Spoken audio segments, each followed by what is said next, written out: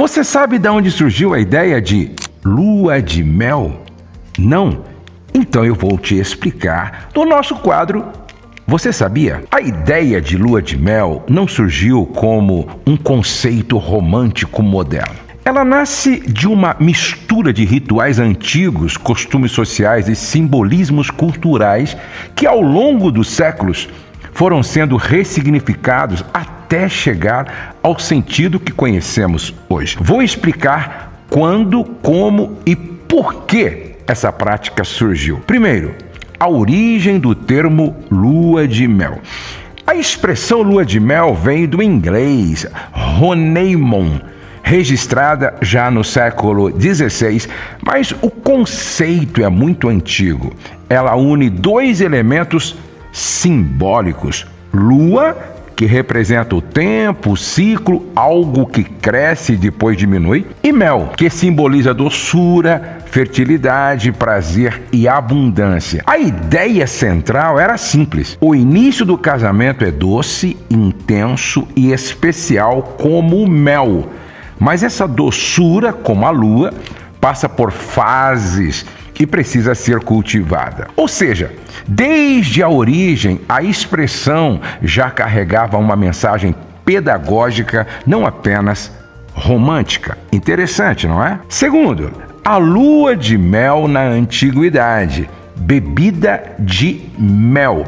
Na antiguidade, especialmente entre povos babilônicos, germânicos e nórdicos, havia um costume curioso. Após o casamento, o casal bebia hidromel, bebida fermentada à base de mel. Esse costume durava um ciclo lunar completo, cerca de 28 a 30 dias. Acreditava-se que isso aumentava a fertilidade, fortalecia o vínculo conjugal, favorecia a geração de filhos.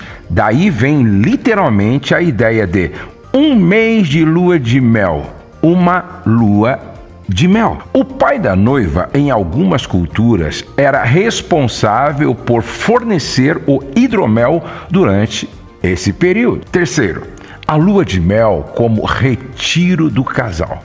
Com o passar dos séculos, especialmente na Europa medieval, o significado foi mudando. O casamento era um evento público, comunitário, cheio de obrigações sociais. Após as longas celebrações, surgiu a prática de o casal se afastar por um curto período para descansar, se conhecer melhor e consolidar a união. Esse tempo não era turístico, mas um recolhimento, um tempo de transição, uma fase entre a festa pública e a vida conjugal cotidiana. Quarto, a transformação no século XIX. A lua de mel começa a ganhar o formato que conhecemos hoje no século XIX, especialmente na Inglaterra. Nessa época, casais da elite viajavam para visitar parentes que não tinham ido ao casamento. Essas viagens passaram a ser vistas como parte do ritual pós-nupcial. Com o tempo, o foco deixou de ser a família e passou a ser o casal. A partir daí, a lua de mel se torna uma viagem associada à intimidade, descanso e romance, não mais a rituais de fertilidade. Número 5. Popularização no século XX.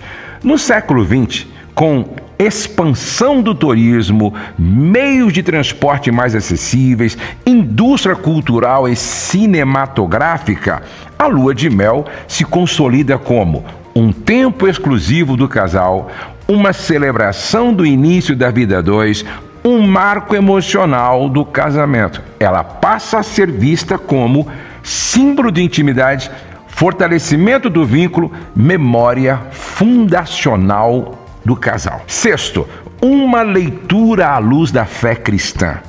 A Bíblia não menciona a lua de mel como prática formal, mas apresenta princípios muito próximos da ideia.